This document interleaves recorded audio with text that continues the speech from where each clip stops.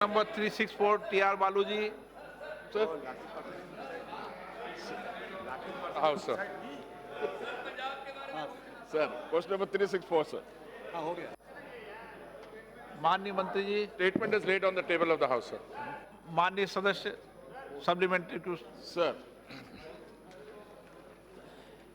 the National Council of Applied Economics and Research, on its report, has stated, if you invest 1 lakh rupees, there will be a job opportunity for 2.6569, and out of that, 2.65 will be informal and 0.04 will be formal. And another NGO, financed by European Union, has also surveyed 4,382 homeless in 15 cities, including Coimbatore, Chennai, and Madurai. Out of that, the report says, out of 5, 3 are homeless. That means 60% of Indians are homeless. In this scenario, what is the future plan of action by the ministry? Is it possible to complete everything, to provide homes for the homeless by 2022, as you said in various papers, budget, everything?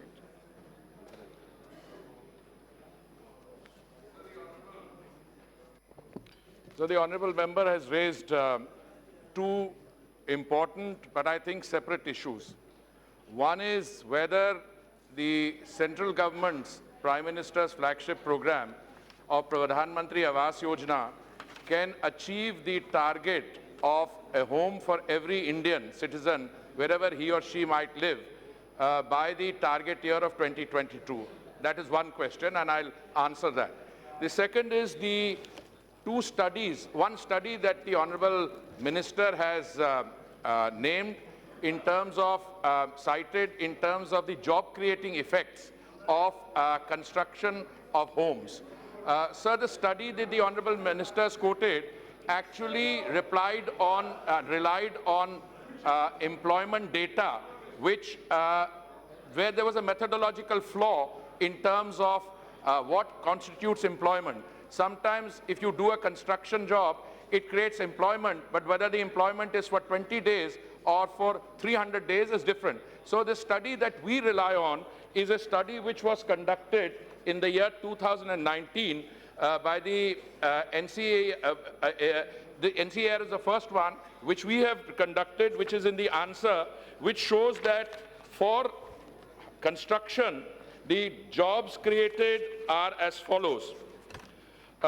This is the National Institute of Public Finance and Policy 2019. माननीय सदस्य, बातचीत नहीं करें. Every investment of rupees 1 lakh. के समय कोई बातचीत नहीं करेगा. Every investment of rupees 1 lakh in housing sector creates direct employment for 54 person days and indirect employment of 108 person days. Now, if you look at the Pradhan Mantri Awas Yojana overall, sir, the scheme was introduced in the year 2015, June in particular. At that time, the demand assessment which was done said that we would have to produce 1 crore homes by the year 2022. And subsequently, when the scheme was implemented, that figure was revised upward to 11 crores and 3 lakhs or so. By the month of December, sir, we had already sanctioned 10 crore and 3 lakh Pakka homes under 4 verticals. The target has already been met to that extent. The operative thrust of the question, however, is on property-less, whether owning property and poverty, whether there's a correlation. Sir, I must submit to the August House that the data on ownership of property and issues of poverty are not maintained by us. I don't even know whether the state governments, but what we can, I can share with the honourable member that under 2 of the flagship programs of the central government, Pradhan Mantri Awas Yojana, I've already shared, We have a target of earlier 10 crores, now 11 crore, 3 lakhs. We have already sanctioned 10 crore, 3 lakhs homes in that. 62 lakh homes have been grounded and are being implemented. 32 lakh homes have already been handed over. So we are well towards achieving the objective of that. So in other words, 1.2 crores. I'm sorry, correct myself, it's 10 million. It's 10 million and 1 crore, not 10 crore, 1.2. We have already sanctioned the bulk of that. My expectation is that the last meeting which was held of the Committee for Monitoring and Sanctioning of Projects in the month of December, they approved 6.7 lakhs homes in that. We have not had a meeting since that, but by the time we have the next meeting, either towards the end of March or April, the entire thing would have been, quota would have been sanctioned. And I'm also confident that well before 2022, all the homes would have been given to the beneficiaries. Now, clearly, under two of the verticals, beneficiary-led construction and credit-linked subsidy schemes, it is direct because the beneficiary already either has a house which needs renovation, or the beneficiary goes to the bank, housing bank, gets a loan because he's already acquired a property. But even under affordable housing in partnership, I think this will be completed within the next year plus, well before 2022. The government is relying on 2011 census. So that is why the figures are not updated. First of all, the government has to update how many homelesses are there throughout India. And I want to specifically ask one question. Government has targeted for 3.98 homeless to provide homes. So far, for the past 4 years, they have provided 91.86 lakhs in rural, 32 lakhs in urban. The gap is 2.74. Only 2 years are less, 2 years left. Within 2 years, is it possible to see that 2.74 crores homes are constructed and delivered to them? It's all 2011 census, sir. They are not updating the figures. However, at least you answer for 2.7, how you are going to fill up this gap? I have provided the honorable member relate to the urban sector. Insofar as the rural sector is concerned, where the figures are much larger and the construction of homes is also much larger, my senior colleague Shri Hardeep Singh Puri will provide the answer. As far as I'm concerned, the homeless in terms of beneficiaries, the demand assessment here was done by the UTs and the states on themselves. It was not based on the 2011 census. Even today, this is a scheme operating under cooperative federalism. It is the state governments which have to do it. And this data is not available with the central government. If the state government comes and tells us they need more, I am very happy to give, for instance, the Tamil Nadu figures in terms of the urban sector, which are the latest which I have got.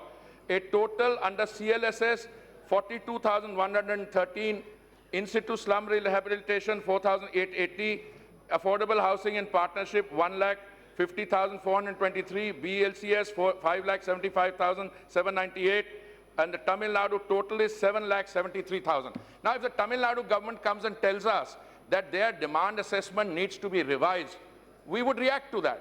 But today, we are operating on a revised demand assessment, which is not based on the 2011 census, but is based on figures provided by the states and union territories to us. Shri Shashi Tharoor ji. Thank you very much, sir. Sir, the minister's answer mentioned a few numbers, but one number he doesn't, he did say that his ministry doesn't keep poverty numbers in track. But the fact is that we all know that the total wealth of the 63 Indian billionaires exceeds the entire budget of the government of India. So the fact is that we are in a situation, so where 73% of the wealth generated in our country went to the richest 1% of our population, whereas 67 crore Indians, who are the bottom half of our population, collectively contributed 1% of the national GDP. In these circumstances, sir, it's very clear that the gap, the inequality gap between rich and poor in our country can only be addressed by specific inequality busting policies. So my senior colleague, Mr. Balu, who asked about homelessness. So the question is actually totally relevant because the argument is that unless you equip the poor with the tools to break through inequality, the kind of figures that I've given, whether it's crores or millions, will remain an issue. So the question is, to what degree, your ministry used to be called Urban Poverty Alleviation, the name has been changed, the fact still is, माननीय मंत्री what ji, extent are you going to poverty alleviation through your housing schemes? Thank you, Mr. Speaker. Sir, I would like to share some information with the Honorable Minister. Apart from the history of this ministry, which started as housing and construction, Honorable member, well, you know, that's a slip of the tongue. He used to be a minister. Acha nahi. Former minister, honorable former minister, a colleague of mine in the university. Let me not get into that. Well, the ministry started at housing and construction in Shri Merchant Khanna ji's time. It went on. Poverty alleviation was one of the issues, and poverty alleviation continues to remain one of the focal areas. And we have the National Urban Livelihood Mission also as part of this. Look, if we are to draw a correlationship between different policies which we are following and what was done earlier, let me give you a few statistics.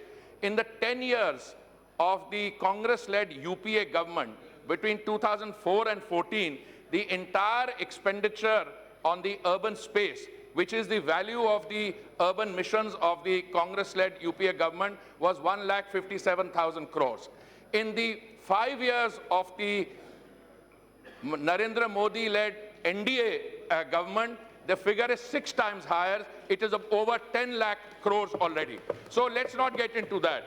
Insofar as inequality busting policies are concerned, I can give you the figures under NULM, where we have 43.7 lakh women in 4.5 lakh self-help groups have been helped on skilling and employment. 3.4 lakh self-help groups have received a revolving fund. 10.6 lakh candidates skill training. But I want to go from those individual schemes to the overall what's happening. Whether it is the Swachhta Mission or Pradhan Mantri Awas Yojana, the idea is to reach the benefits of development to the poorest of the poor. And therefore, when you provide housing under the economically weaker section, EWS, or the lower income group or the medium income group, and you provide a total of 1.12 crore homes, I think that is a inequality busting policy. In over and above what we need to do, yes, the state is doing it in a number of ways, and inequality is being addressed. But the issue is, the thrust of this question is on property ownership. Property ownership and poverty, these measurements are done by the state governments, not by the central government. N.K. Premchandan ji. So thank you very much, sir. Sir, the core of the question is housing project for the propertyless. The basic issue which we are facing is, though there are so many centrally sponsored and state-sponsored schemes, for the housing schemes, unfortunately, most of the people do not have the property to construct the home. I would like to ask a specific question to the Honorable Minister. In the state of Kerala, we are having a life mission project, by which construction of multi-storied flat buildings are being constructed and providing the housing scheme to the propertyless poor people. Whether the government of India will launch a program of housing scheme whereby those people who do not have the property. Thank you very much, sir. Sir, data on property, ownership of property or lack of property is not available with the central government. What we are doing under the Pradhan Mantri Awas Yojana is to take the figures provided by the state government and try and meet the demand of the state government. In the state of Kerala, let me share with the honorable member the figures we have. Under CLSS, or Credit Linked Subsidy Scheme, 13,443 beneficiaries. Under In situ slum rehabilitation, 2,118. Affordable housing in partnership, 488. Beneficiary-led construction, 1,14,529. Total for the state of Kerala is 1,30,578. Now, my understanding is that these figures which have come and which are the implemented figures for Kerala is slightly different from the other states, because Kerala does not have the kind of demand, I suspect, under economically weaker section as some of the other states. And therefore, these private-public partnership projects which the honorable member is mentioning, we can, it's a government program, they are free to apply. They are free to apply for either a credit-linked subsidy scheme, that is an interest subvention, they can go to a housing bank, get the loan, or if they have traditional homes of their own, they can ask for a grant under beneficiary-led construction. But over and above this, if there is a new scheme that the government of Kerala wishes to propose, they can always do that.